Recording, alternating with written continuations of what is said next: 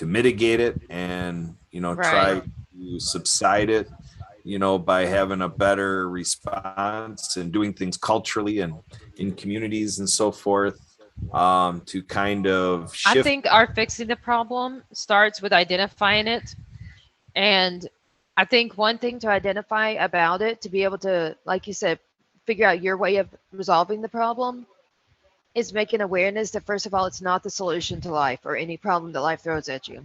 And second of all, 98% of the time, the thought of wanting to die is a false thought of some kind of mental illness lying to the person that is so strong that they believe is their actual feelings, but it's not really where they want to be in life.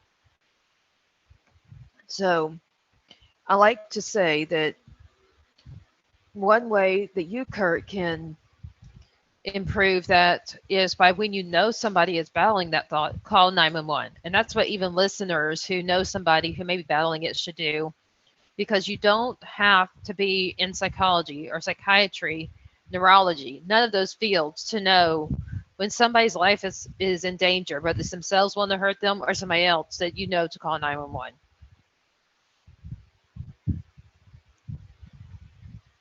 You may not be the professional, but calling 911, the police would get them to the professional.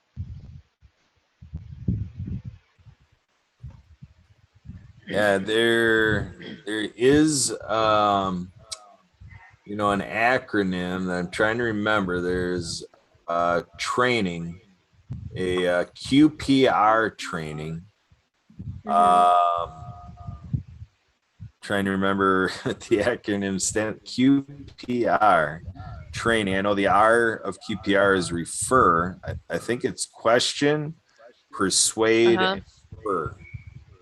QPR. So I think that's the mnemonic, to help people start in responding. So I think the idea is to come into it that if we're wondering or suspecting or pretty sure that somebody is in suicide ideation, um, I think And they, or ourselves. yeah, or ourselves. I guess the process to, like I talk about mitigating the circumstances, to start asking questions and to let some see if we can get some sharing to happen, to let the Mm-hmm. person in suicide ideation express themselves and just be there to listen and to see how much the person is plain and simply needs a set of ears, with somebody that has a heart that cares. And when Right. you start get that relating going on and just being able to get that out, so the questions, get the questions going and to see what Right. questions you would, be comfortable with, and have that trust element to share their thoughts and their feelings and what's troubling them and so forth. So to ask, what is troubling you, what's happening, and then getting to the point where we literally ask, are you considering suicide? To ask them, like, are they having thoughts of The way suicide? professional, right, the way professionals ask is, do you have any thoughts or tendencies? Because tendency, like, are you attempting or tempted to do it, or thoughts where you have the idea but you're not tempted? That's why professionals ask thoughts or tendencies. Yeah, so I guess that's the first stage. I think it's the old thing of the only way you're going to solve a problem is by admitting the problem. And so that's what we try Definitely. to do, is to get that partnership, that okay, now it becomes like there's two of us that know that one of us is having this issue and this struggle. And then we enter into the P element of QPR, and we work to persuade the person to, to do something about it, to, just in a general sense, get help, Key phrase, do something to, different.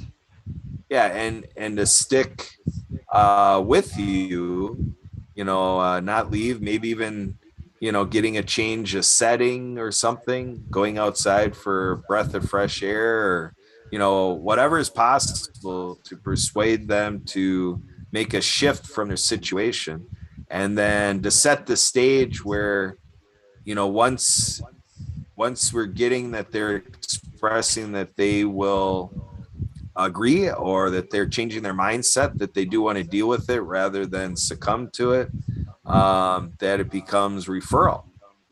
So we have to have a way to pull up the suicide hotline, and like you said, call 911 and so forth, and Right, because that's something to that get all of that us can happening.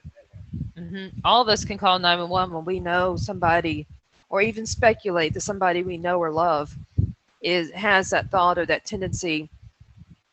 We can all do that, but we don't all know what you're talking about with the question, respond, or question, persuade, respond. So somebody who may not hear this and not understand that concept could still call 911 to get somebody who actually is trained in that.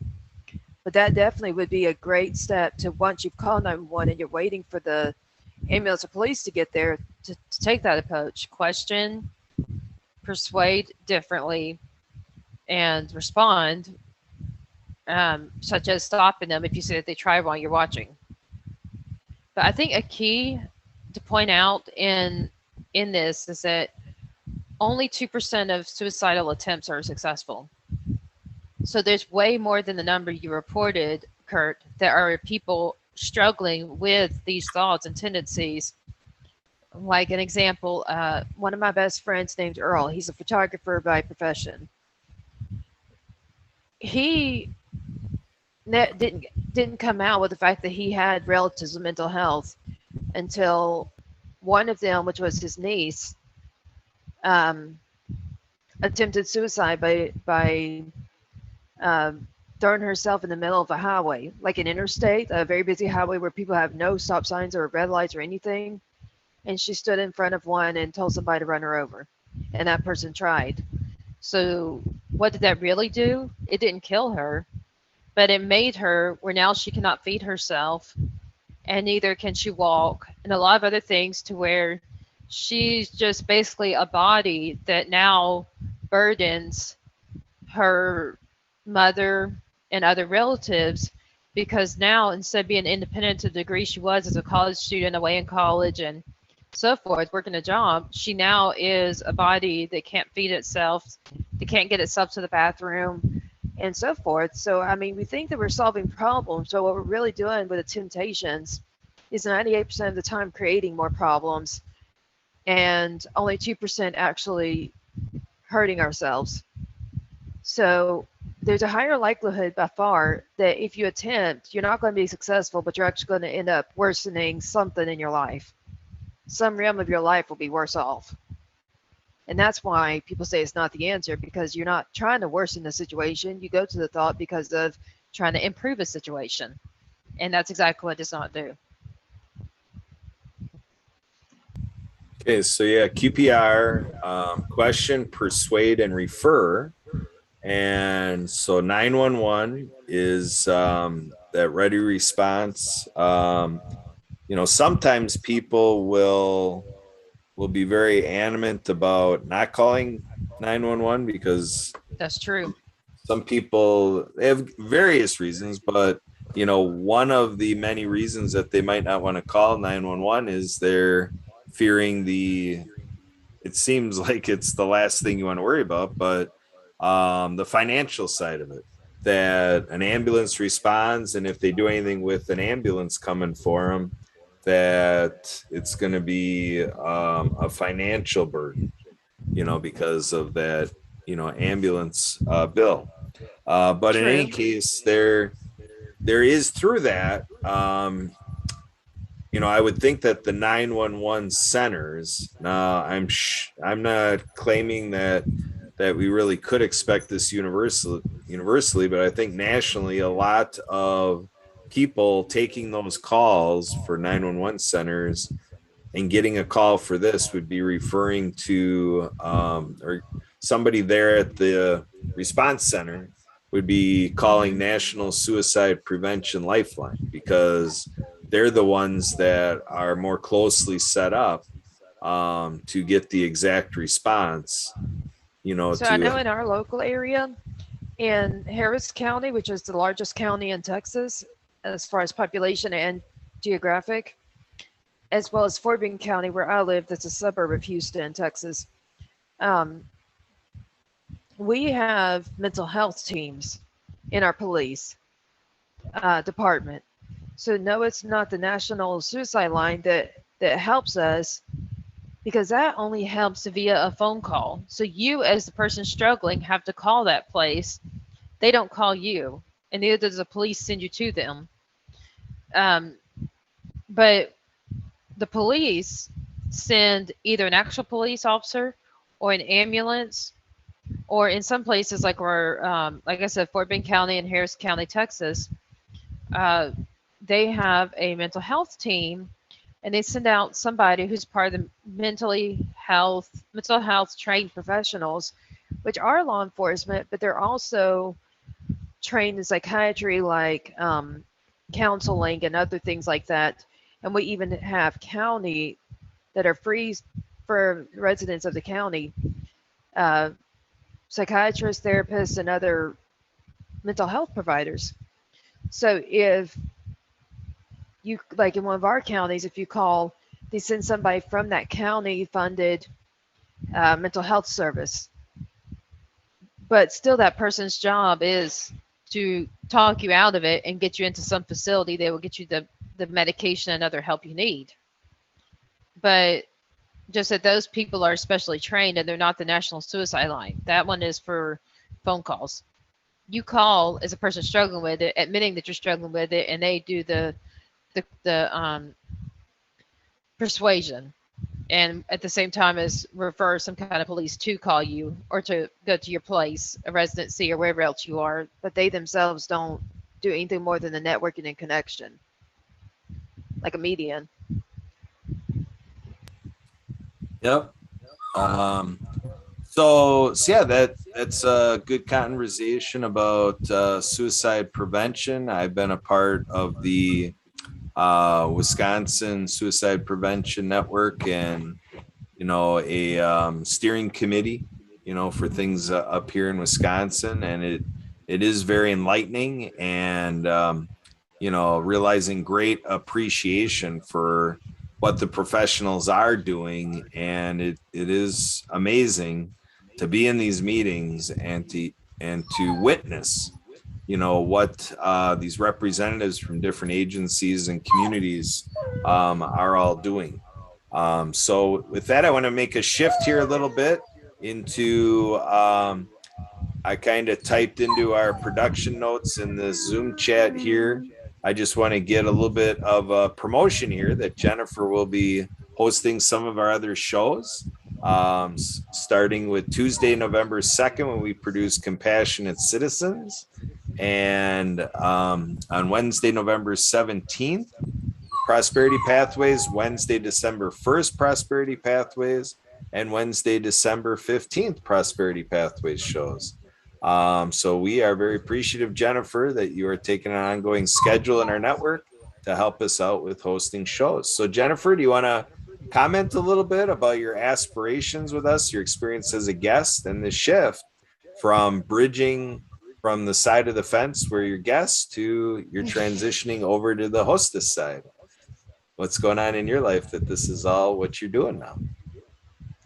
Well, so I've been struggling. Yeah, other listeners in prior episodes have probably heard me mentioning about my struggling with neurological and mental health problems all my life. Uh, so I've got 3 pages long list of different disabilities, but I continue to press on and move forward. Between my career and running my company's life and just trying to improve my health and various ways and aspects of life of just moving forward, take the next step and keep going, keep trying. So as I've been able to speak on prior podcast shows with Kurt and Emily, I'm honored to be able to be a regular participant to both bring awareness of what I do in the community as far as my service and be able to encourage the listeners to seek moving life forward in various aspects, from overcoming conditions to know what's the right way to handle various conditions, to knowing that there is somebody else out there like you. And with all that I have, I'm sure there's plenty of people that may be battling with one or the other of the conditions I have: PTSD, seasonal depression, epilepsy, autism, a long list of 3 pages. Somebody must be struggling with it, one or more of my conditions, and be dying to hear that there is somebody who has made it far in life while having the same hurdle and or more. And so I want to be an inspiration. I want to motivate these listeners, not just the understanding of other people have it, but where you can go with life, even with the obstacle, and to basically, through world of ability, turn it into a world of ability and not view it as a disability anymore, but as a hidden talent, and to find your talent within that limitation. Such as a lot of people who have neurological, like autism or MS and other physical something wrong with their brain conditions, are very artistic. So if they're very artistic, why not become an artist? Why not become a graphic designer? Why not become an author or whatever else? But know that it's not a disability, it's a hidden ability. And to discover those abilities um, through leadership and ideas, and communicating with others who may have done the same methods, other business owners, decision makers, and so forth, that are part of this show at different episodes, to share those inspirations to ultimately inspire and motivate people who listen to move forward in life, whatever is the next step in their journey.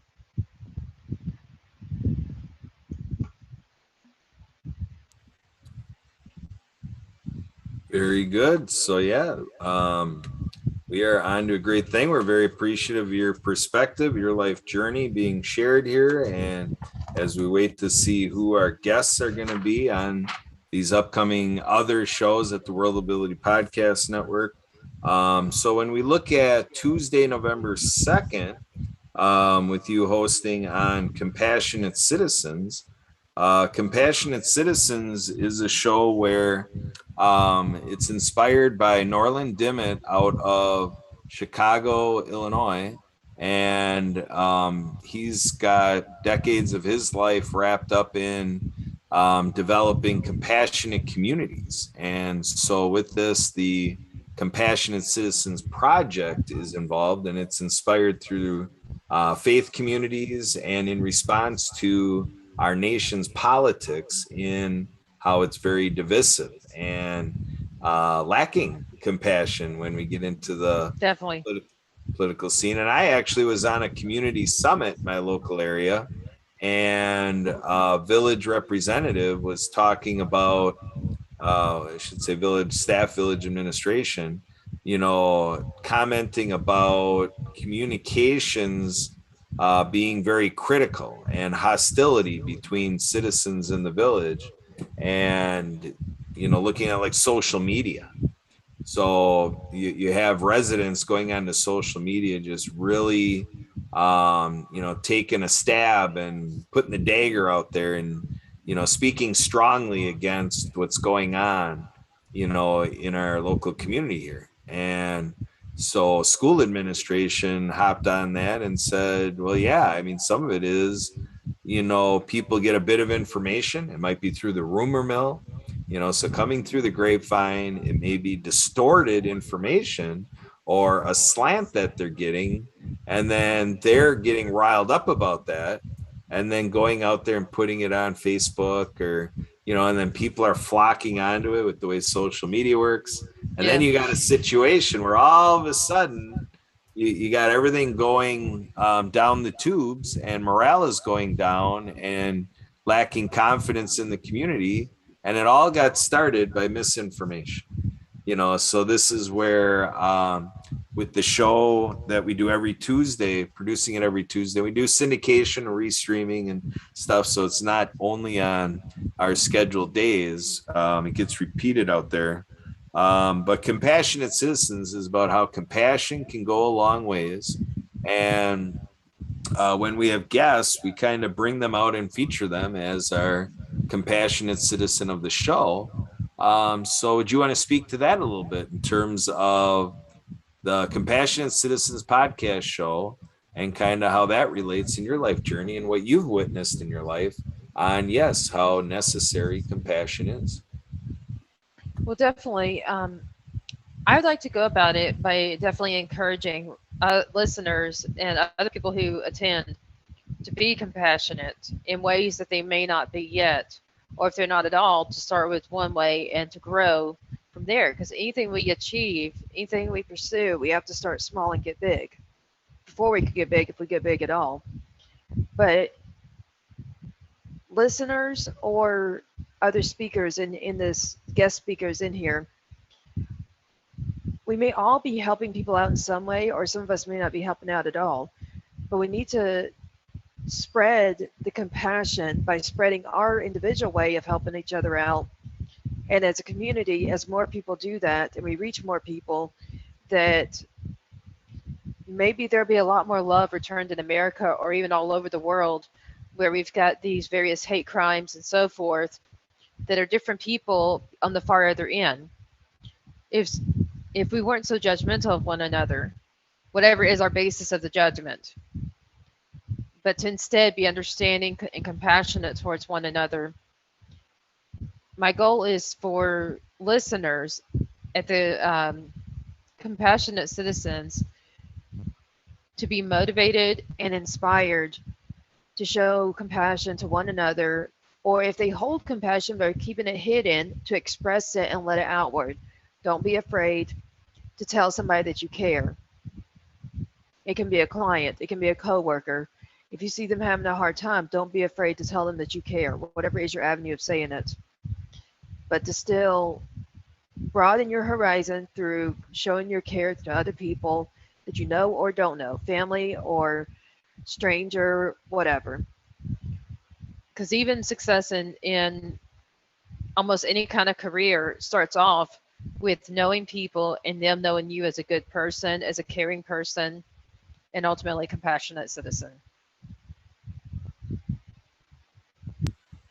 Excellent. So yeah, we are looking forward to that show on November 2nd. It happens to be Election Day and All Souls Day. So I tell people around the Happy Neighborhood Project that I am your soulpreneur.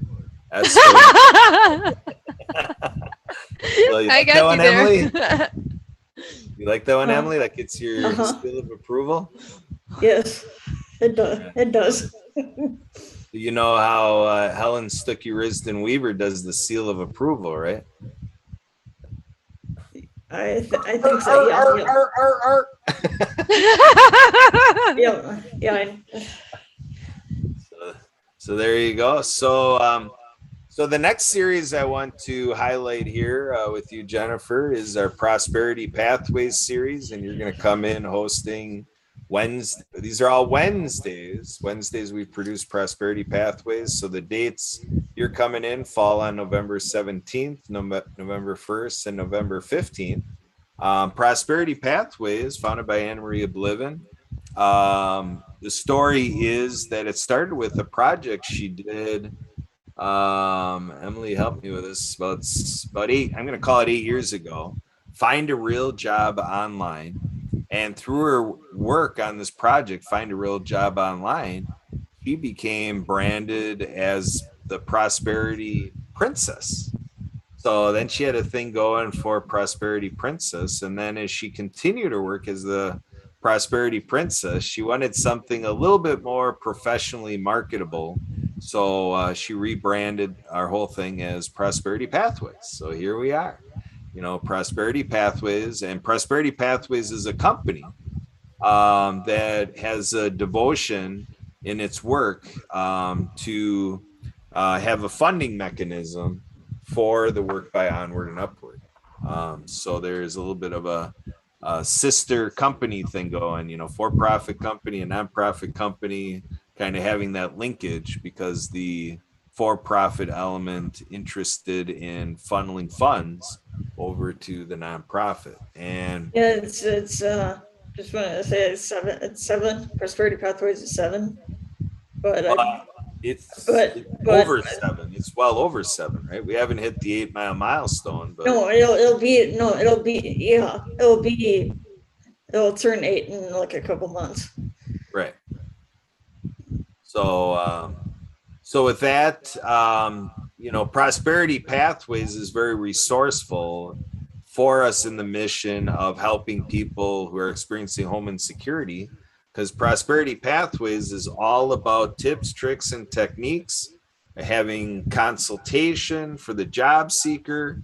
And so with that show, I always talk about it as being a great listen and watch for those who are unemployed, underemployed, displaced workers, and those making money a particular way, and either having just gone through a shift or maybe up to coming in consideration of a shift in how they're making money. And out there in the network marketing industry and entrepreneurship, they call the possibility of job dropping income.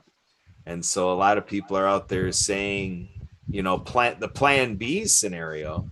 But when I come into it, I say, well, no, I think what's happening is people are taking on jobs that are their plan B, and then they're hoping for the better, so that their hope is placed in the plan A.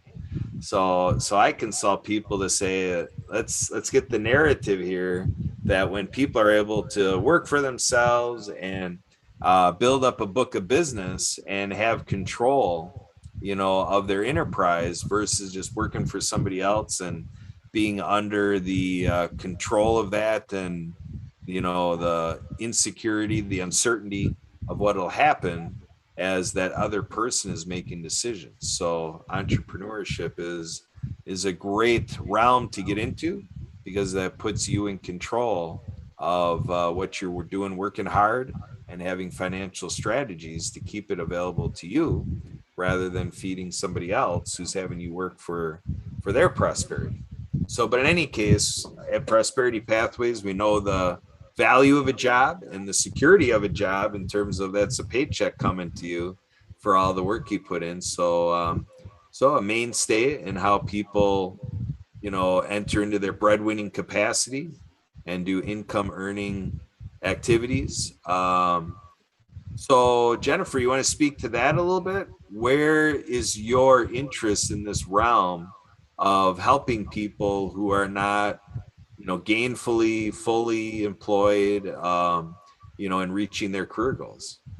Well, I would say I'd start with helping them discover the career goal. Because often people end up in certain careers because maybe they thought that since that one paid more, it's what they'd rather do because they'd rather have a bigger check. But really, the work itself is nowhere along the lines of their passion or hobbies or anything else as far as lines of interest. So I think it's a discovery of where do you belong in society as far as what is your passion and talent. Combine that with your education, and or if you don't have a professional education, the seeking of by going to college or a community college or university, whatever, to study that once you figure it out. And it's never too late to go back to school. But to either way, find that niche and work your way into the niche. Whether the niche is a job, meaning employment with a company, and or it's entrepreneurship by owning your own company, or maybe even the happy median of an independent contractor. You're working for companies as your own company, so that means you can deduct your business expenses like an entrepreneur, but you have somebody else assigning you the work. Only then you're at the halfway point of also having to market to find those people to assign you work. So it's kind of like a career has 3 different steps. And there's the middle step of contract work. There's another step of entrepreneurship and another one of employment, like being an actual employee of another company. And I think the ultimate message I like to convey is finding where they belong and pursuing that, but not to see it as entrepreneurship is better or that employment is better, but to know that it's a gray area. What's better for me may not be better for you, and the vice versa. So we want to look at what we independently find as being what's best within ourselves and pursuing that, not anything that anybody else wants of us or desires of us. Parents, family, friends, don't go by what they say. Go by what you feel, what you know of yourself, where your heart is, where your interest is, and pursue a career along that line.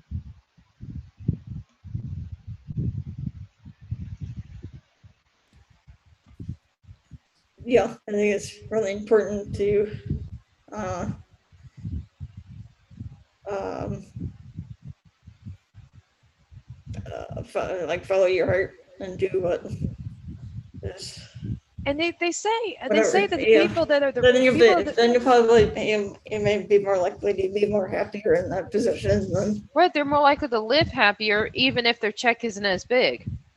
They look forward to going to work because they like doing whatever kind it is, or they like the freedom that it allows, or they like the consistency of knowing how much to expect in their bank account, or they like, I mean, there's all kinds of ways based on what you're comparing. Self-employment, well, there's the insecurity of your income, but it can be really big.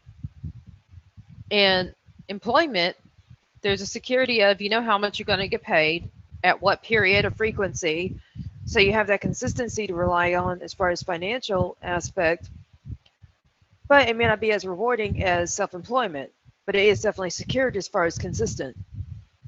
So I mean, there's different things to look at, and it's a matter of all of us finding what is best for us.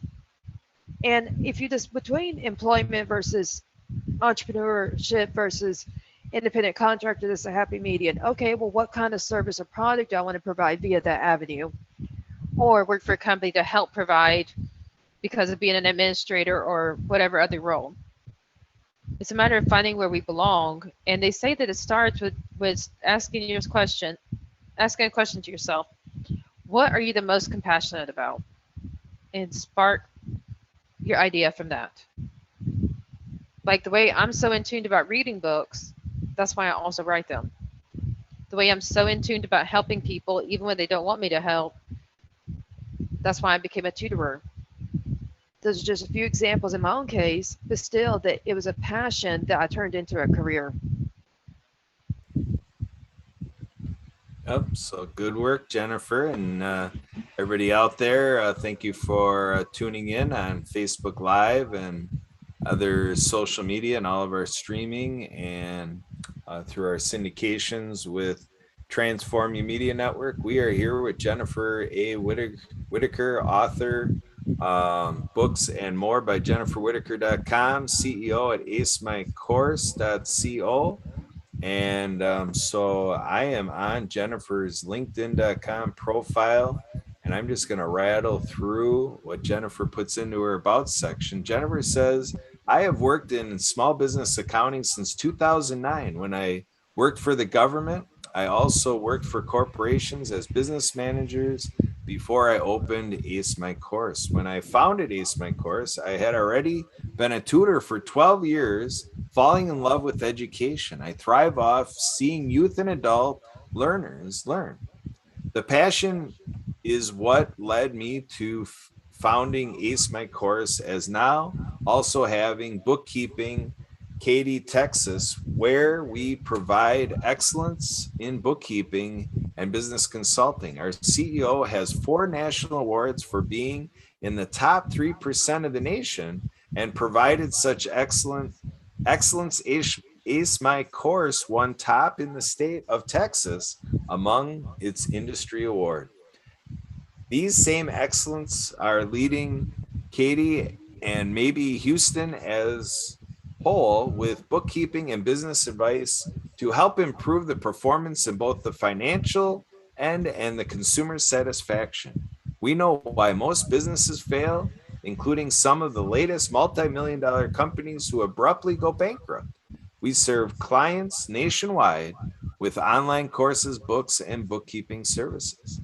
So Kate, I'm saying Katy because Katy, Texas, but Jennifer, do you have anything else that you'd like to add to what I made aware of for everybody out there from your LinkedIn profile? Anything else you want to share? We're at the concluding So- portion of our show, so I want to make sure you get everything represented. We're really highlighting you as a new hostess here with the World of Ability Podcast Network.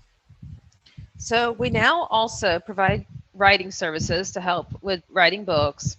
And upon publication, we help market it with an agreement of sharing a certain percentage of royalties that the author is paid to be paid to us for our marketing services. And also, as you read about our 4 national recognitions, we actually now total 6 of them. As of now, which is October 22nd of 2021, we now total 6 recognitions for being in the top 3% of the nation. And also the latest is also that in February of 2020, if anything good came out of it with the pandemic starting, that was at that same week, I was recognized personally as the best tutor in Greater Houston that has a population of over 7 million. So if you want tutoring, business consulting, book writing services, accounting, anything of that nature, or if you have a book you want help promoting that you wrote or otherwise, we are your go-to people, and definitely a leader in the industry and not just simply an option. Yep, excellent stuff. Very And great. that's impressive. And congratulations about being the top one out of however many million. Yeah, 7 million. Yeah, that's kind of a lot of people. Yep. So, Especially ladies in one and gentlemen spot. out there, the story told is as we were enjoying having Jennifer on as a guest in past shows, you know, Emily comes up with this wildly crazy idea. She says, "What do you think about Jennifer being a part of our team here with our podcasting?" I'm like, "Well, we'll have to ask her." So we asked Jennifer if she was interested, and here we are. So, Emily, do you have anything more to add about our guest today with Jennifer? Anything more that your perspective about our new hostess in their network, Jennifer A. Whitaker?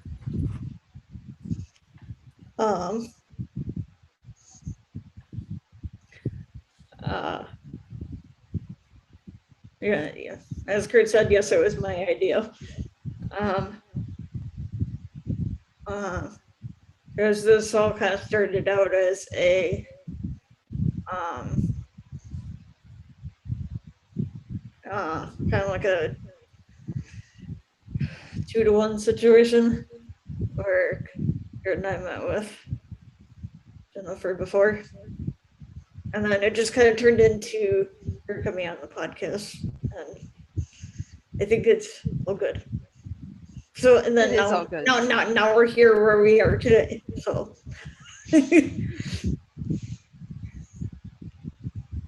but you're going to say, Jennifer? Oh, I said, yes, it is all good. It is all good. Definitely. Help one another, and hopefully as a team, help the community. At least that's our shared goal. Yes.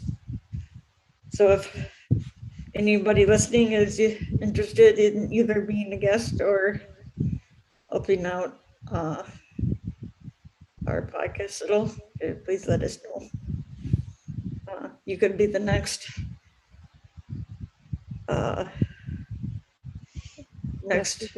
co-host, like Jennifer. Yeah. Be in the spotlight. So yeah. Welcoming co-hosts and guest speakers of all types, regardless of your limitation, regardless of your challenges or anything else. People of all forms and types and limitations, characteristics, etc., are all welcomed. Yes. And no matter what you have or what you can do. Or you don't have or don't do. Hey, yeah, that too. Speaking for added the cartoon night wording. Yeah. Don't know where Kurt took. I think Kurt took off. Yeah, he took off for sure. I think it had something to do with his dog. Did you hear the barking in the background? Yeah, I did. Yeah. I think the dog was agreeing with him and what he was saying. He wanted to participate in the conversation. He knew there was a conversation going on. He had to put his 2 cents too, you know.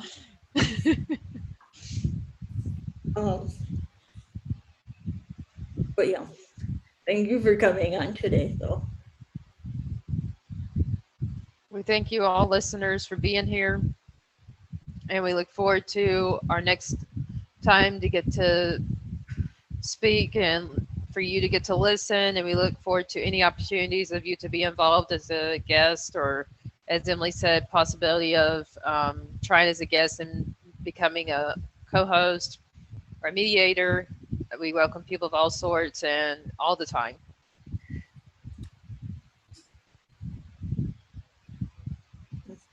And thank you for being a guest, and everybody who is tuning in or will tune in. I did put the couple live streaming links in the chat, but I can email them to you if you want. Yes, please. That'd be and- easier so I can copy and paste it on my social media. Yeah. And at me.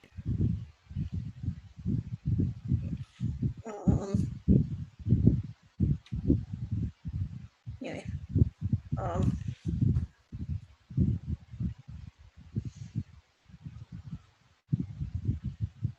I thought this was a good conversation today. Definitely. Are we still recording? Uh-huh. I You're going to disappoint Kurt. can pause it. I know, because we both fell dead in our conversation when Kurt know. left. Thanks to him. Yeah, I need Kurt back. This is the testimony that he's vital to the role, vital to the group. Kurt, say this is how important you are. See what happened when you were there? Yes. Everything died when you left. Yeah. It's your fault. No, just kidding. Like something to kid around telling Kurt. But Yeah, if you'll just email me the links, then I'll add them to my channel on both Facebook and YouTube. Yeah. I'll post it on my page too. And then if you want the actual like recording of it too, I can send that to you. Otherwise, Sure, yeah, please do that. Because to put it on YouTube, on my YouTube, I'd have to have the actual recording. Versus if I go to your YouTube, I can add it to my list of things to listen to, but I can't actually add it to my YouTube. Do you know what I'm saying? I think so. So you can make a playlist, which is by using other people's videos that you connect to your account as being under a certain list by a certain name. But if you take someone else's video, you can't play it as being one of your videos of your channel. It basically, if someone went to my channel and clicked on your video, it'd take them to your channel to actually listen. Oh, Because it's a link. Think about that. You know what I mean? yeah.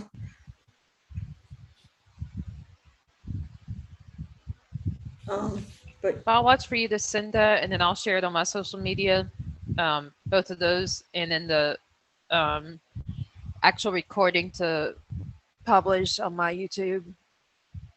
And then hopefully we can together bring more listeners. yeah.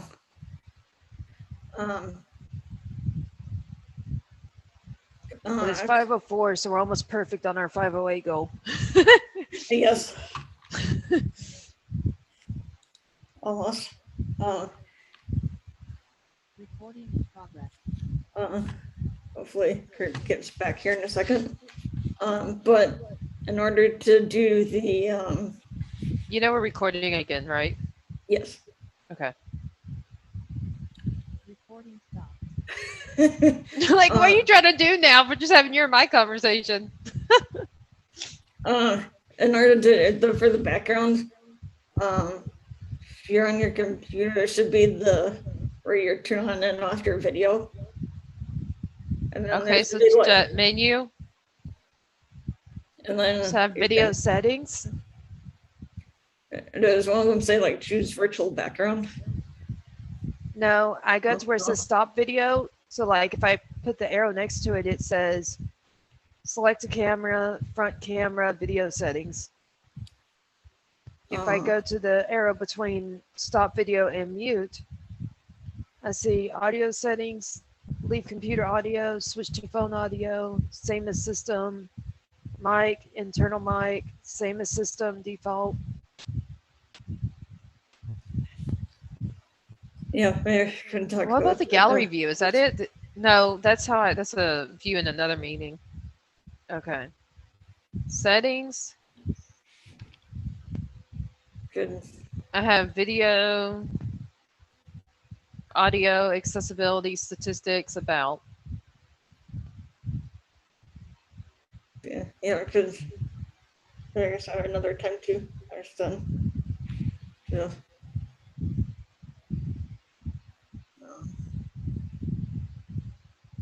Text. All right, where is there?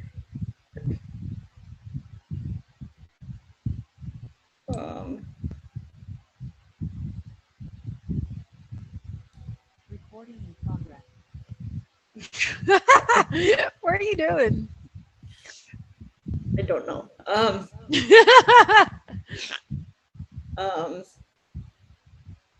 But yeah. I don't see this background thing you're talking about. Oh yeah, maybe I can figure out another time. I was just Okay, curious. yeah. Yeah, another time when we're both on here.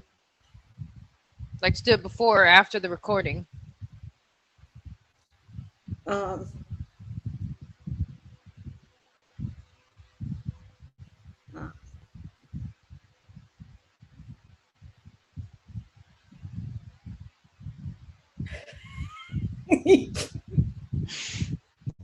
You laughing at me now? Uh-huh. I was trying to see if selecting that would do anything besides stopping my video. Because you told me to go there. So I was like, well, I didn't think so. That's why I went to the arrow, but Yeah, because in mine there's that video, and then there's like the little triangle thing. And then yeah, the arrow, that's what I'm talking about. So I go to next to stop video, I go to the arrow and it says select a camera, front camera, or video settings. I don't know. Do y'all have a paid account? Yeah, this is a paid account. So Then that's probably one of the benefits yeah. to a paid one versus I have a free one. Yeah, that might be part of it too. But I guess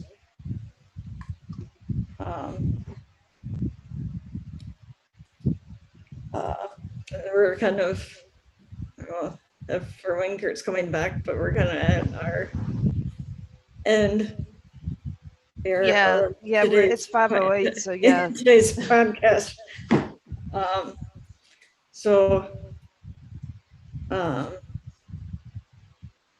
Thank you to everybody who tuned in, and Jennifer. I'm not even for recording being it, Emily. Yes. What? Yeah, I'm recording. Oh, you are? Uh-huh.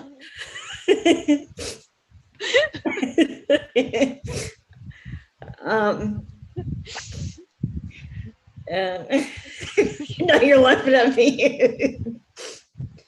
This is going to be fun.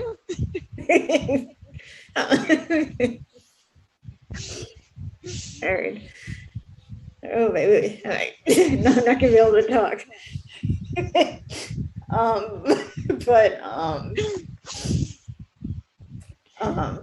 Thank you, everybody, for tuning in and listening. I hope today was a little bit entertaining.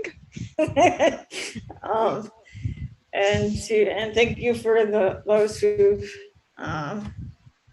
liked, shared, commented on all of our social media. And we hope that you join us next Friday, same time, same place. And until next time.